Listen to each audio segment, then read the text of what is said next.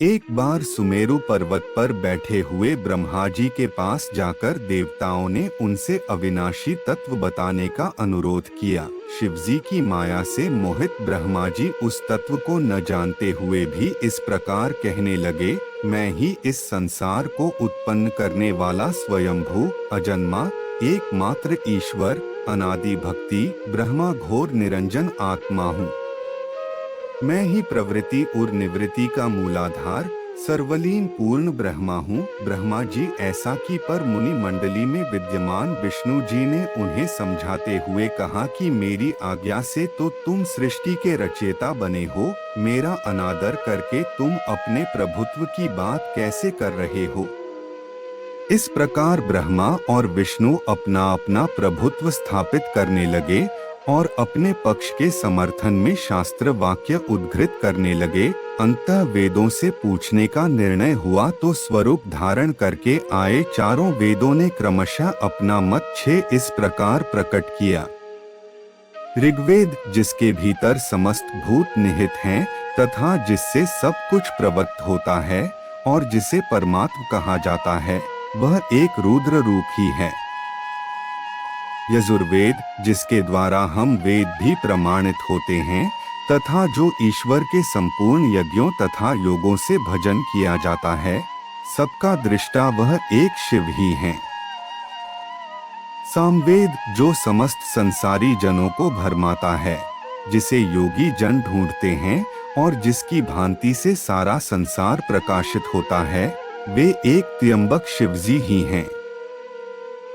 अथर्ववेद जिसकी भक्ति से साक्षात्कार होता है और जो सब या सुख दुख अतीत अनादि ब्रह्म हैं, वे केवल एक शंकर जी ही हैं।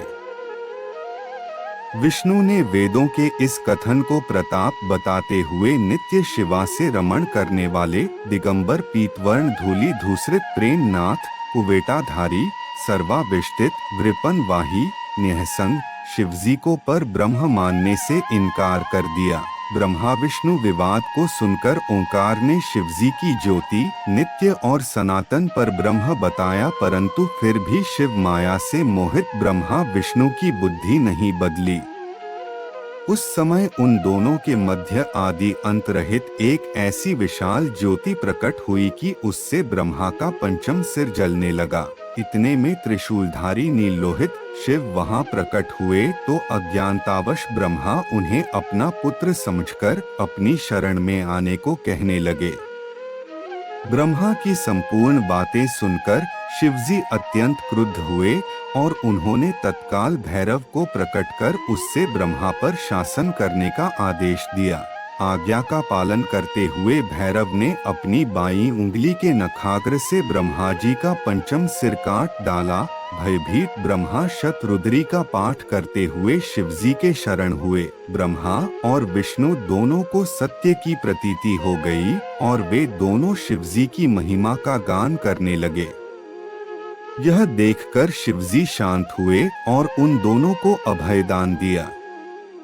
इसके उपरांत शिवजी ने उसके भीषण होने के कारण भैरव और काल को भी भयभीत करने वाला होने के कारण काल भैरव तथा भक्तों के पापों को तत्काल नष्ट करने वाला होने के कारण पाप भक्षक नाम देकर उसे काशीपुरी का अधिपति बना दिया। फिर कहा कि भैरव तुम इन ब्रह्मा विष्णु को मानते हुए ब्रह्मा के कपाल को धारण करके इसी के आश्रय से भिक्षावृत्ति करते हुए वाराणसी में चले जाओ। वहां उस नगरी के प्रभाव से तुम ब्रह्म हत्या के पाप से मुक्त हो जाओगे।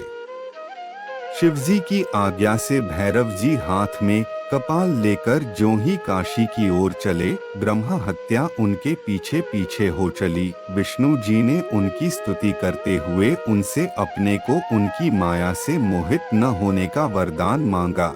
विष्णु जी ने ब्रह्म हत्या के भैरव जी के पीछा करने की माया पूछना चाही तो ब्रह्म हत्या ने बताया कि वह तो अपने आप को पवित्र और मुक्त होने के लिए भैरव का अनुसरण कर रही है। भैरव जी ज्यों ही काशी पहुँचे त्यों ही उनके हाथ से चिमटा और कपाल छूटकर पृथ्वी पर गिर गया और तब से उस स्थान का नाम कपाल मोचन तीर्थ पड़ गया। इस तीर्थ में जाकर सविधि पिंडदान और देव पितृ तर्पण करने से मनुष्य ब्रह्म हत्या के पाप से निवृत्त हो जाता है।